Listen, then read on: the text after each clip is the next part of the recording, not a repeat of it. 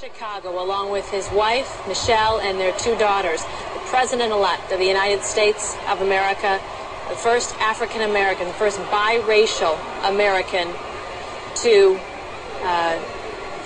end up in this position in the White House. Let's take a moment to allow you to get the sense of the emotion, the excitement, and the honor tonight as we watch, again, the first African-American, the first biracial President-elect of the United States.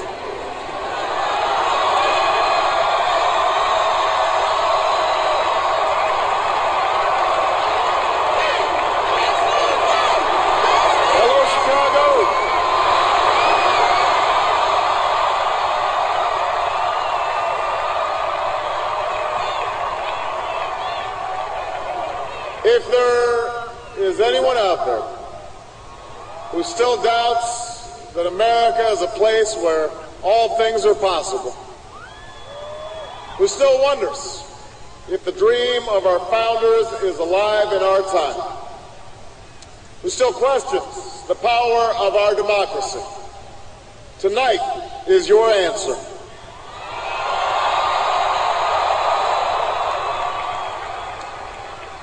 It's the answer told by lines that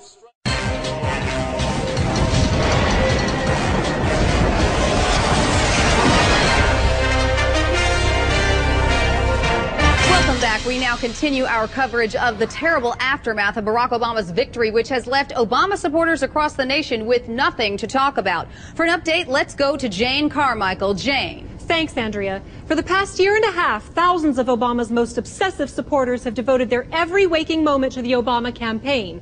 Last night, they were celebrating his victory, but today they woke up to the cold realization that they have nothing to fill their pathetically empty lives. This is Peter Kendley. For months, he has talked about nothing but Barack Obama, turning unrelated conversations in coffee shops, bars, and elevators into discussions about the Democratic candidate's vision for America. This morning, Kendley's roommate found him in an almost comatose state. Up until yesterday, he was so annoying that I wanted to kill him. Now I just want my old, condescending, Obama-obsessed friend back. Experts say some voters' fixation with the Obama campaign ran so deep, they've lost the ability to process non-Obama-related information. Across the country today, authorities are reporting throngs of Obama supporters wandering without direction or purpose in streets and parks. We've been here all day. I try to reason with them.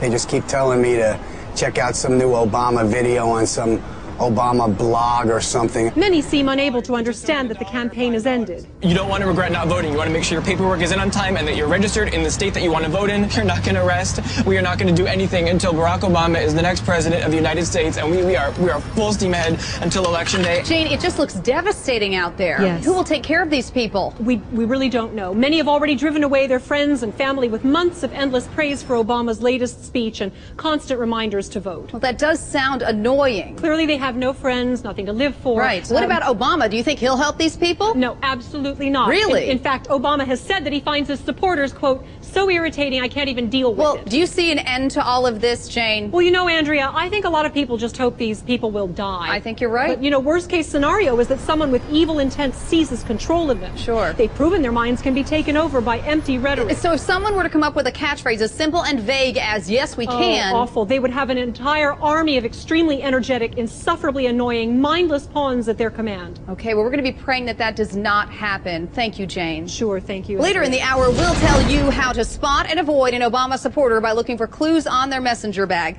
And in other election news, the nation is preparing for an onslaught of obnoxious kids named Barack.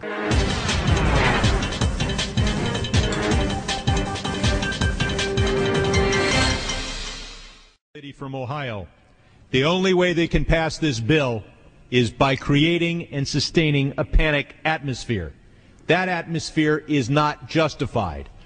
Many of us were told in private conversations that if we voted against this bill on Monday, that the sky would fall, the market would drop 2,000 or 3,000 points the first day, another couple thousand the second day, and a few members were even told that there would be martial law in America if we voted no. That's what I call fear-mongering. Unjustified. Proven wrong. We've got a week, we've got 2 weeks to write a good bill. The only way to pass a bad bill, keep the panic pressure on. Now, what has the Senate done to this bill?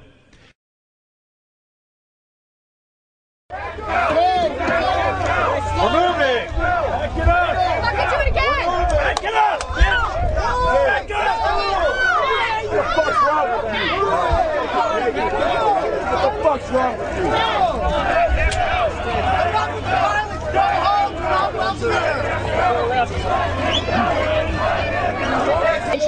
There's a gentleman being arrested and there are a lot of us, but what the fuck? Look at this shit!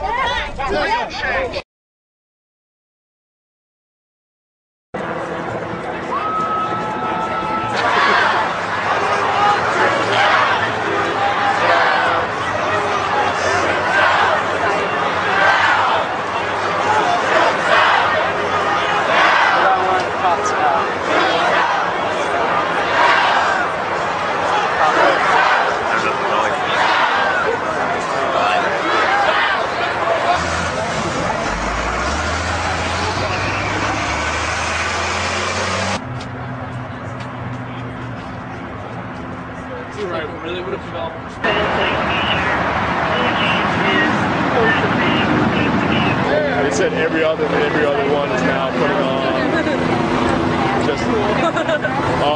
putting on masks.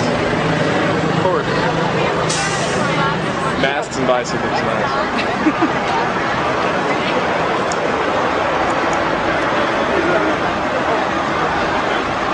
Well, it's kind of sad that we have to have this kind of show of force for people that just want to make a public statement. There's no one out here to do any harm or damage. We're just trying to make a public statement and be heard. Are you a veteran? I am a veteran. I'm a Vietnam veteran. I've had 28 years of service. I'm retired from the Air Force.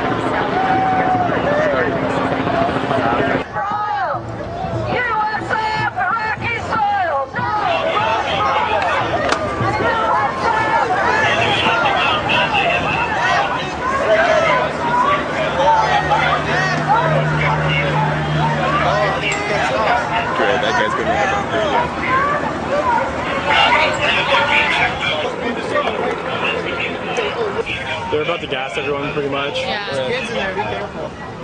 Did you guys just walk through that? We came from over there.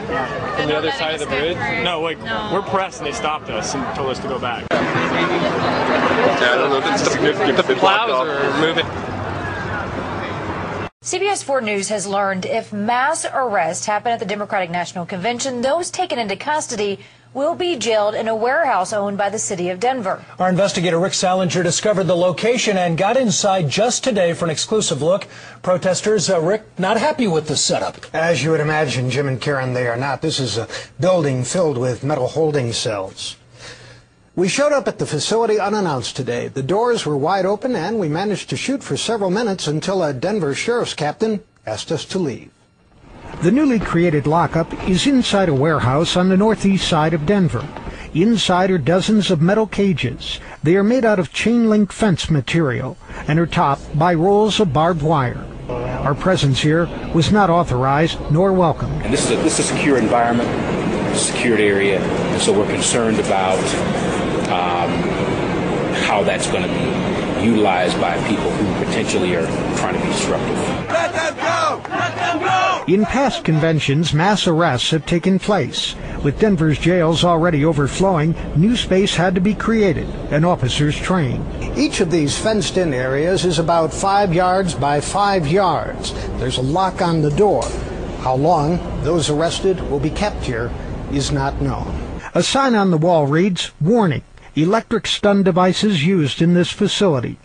We showed our video to Adam Young and Zoe Williams, leaders of groups that plan to demonstrate during the convention. Very bare bones and also very reminiscent of a political prisoner camp or a concentration camp. I mean, that's how you treat cattle, and then you showed the thing where it said, you know, stun guns in use, and just changed the word gun for bolt, and I mean, it's a meat processing plant. The Sheriff's Department will not discuss the facility at this time. But we want to make sure that we've got our game plan set. We want to make sure that the entire procedure is laid out. All the personnel know what they're supposed to do. The plans were to keep this place a secret, at least for now. The American Civil Liberties Union says it will ask the city of Denver how prisoners will get access to food and water, bathrooms, telephones, plus medical care, and if there will be a place to meet with attorneys. And the protesters, Jim and Karen, have already given this place a name. They're calling it Gitmo on the Platte.